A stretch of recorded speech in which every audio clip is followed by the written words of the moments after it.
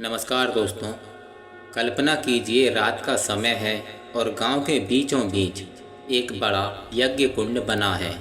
चारों ओर वेद मंत्र गूंज रहे हैं, अग्नि आकाश को छू रही है और लोग आहुति देते हुए बोल रहे हैं ओम स्वाहा।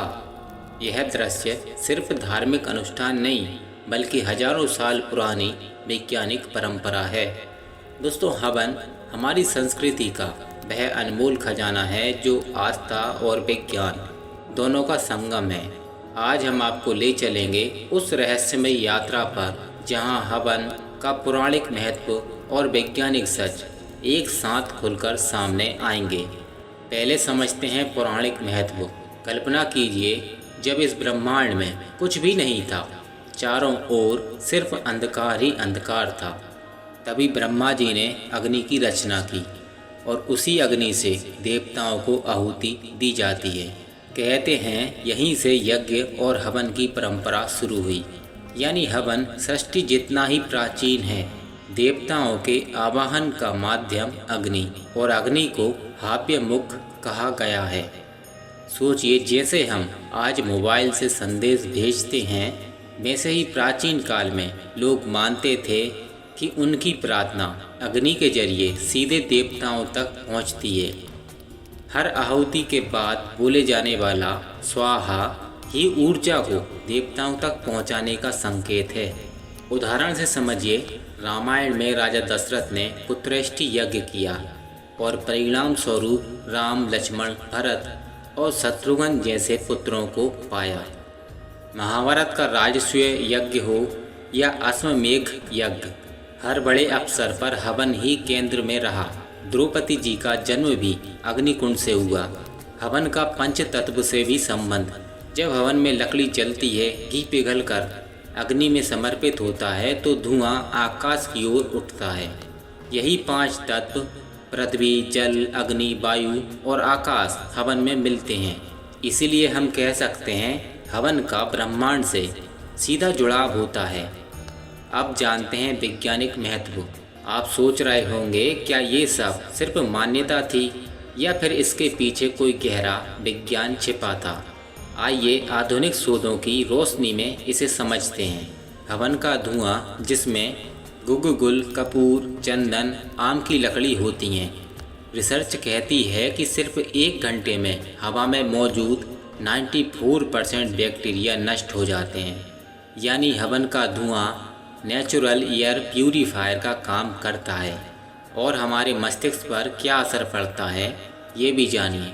वाराणसी की BHU यूनिवर्सिटी में लोगों को हवन और मंत्रोच्चारण कराया गया। EEG मशीन से उनके दिमाग की तरंगें नापी गईं। परिणाम चौंकाने वाले थे। तनाव वाली बीटा वेव 50% कम हुई और शांति वाली अल्फा वेव 3 गुना ज़्यादा। यानी हवन करते समय दिमाग मेडिटेशन मोड में चला जाता है। जब हवन में बैठे लोग मिलकर ओम स्वाहा कहते हैं तो एक कंपन वातावरण में फैलता है। यह कंपन हवा को छूकर हमारे कानों से गुजरकर सीधा मस्तिष्क तक पहुंचता है।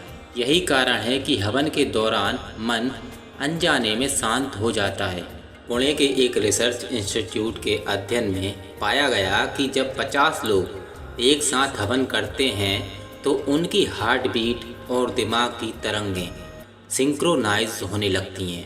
यानी सबकी ऊर्जा एक हो जाती है। यही वजह है कि बड़े यज्ञों के बाद पूरा वातावरण हल्का और सकारात्मक महसूस होता है। हवन का हमारे स्वास्थ्य पर भी प्रभाव होता है। Indian journal of traditional knowledge में 2015 में छपा है कि हवन सामग्री से निकलने वाले सूक्ष्म तत्व शरीर की रोग प्रतिरोधक क्षमता को 25 से 30% तक बढ़ा सकते हैं। यानी हवन सिर्फ आध्यात्मिक ही नहीं बल्कि शारीरिक रूप से भी सुरक्षा देता है। दोस्तों, सवाल ये है, क्या हवन केवल प्राचीन काल के लिए ही था? तो उत्तर है बिल्कुल भी नहीं। आज के समय में तो और भी ज़्यादा ज़रूरत है। आज प्रदूषण और तनाव और ना जाने कितनी बीमारियों ने जीवन को घेर लिया है, लेकिन हवन एक ऐसी थेरेपी है जो हवा को भी शुद्ध करती है और हमारे मन को भी।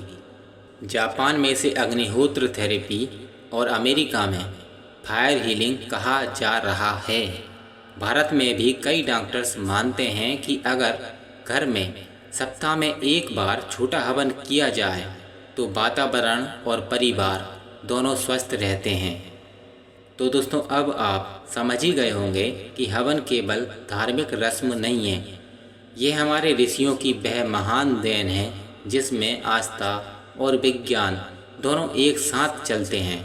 पौराणिक रूप से देखें तो हमारी मनोकामना पूर्ण करने के लिए हवन देवताओं तक हमारी प्रार्थना पहुंचाता है। वैज्ञानिक रूप से देखें तो यह वातावरण को शुद्ध करता है, तनाव को कम करता है और यह हमारे शरीर की इम्यूनिटी को बढ़ाता है। आप कह सकते हैं हवन यानी स्पिरिचुअल साइंस।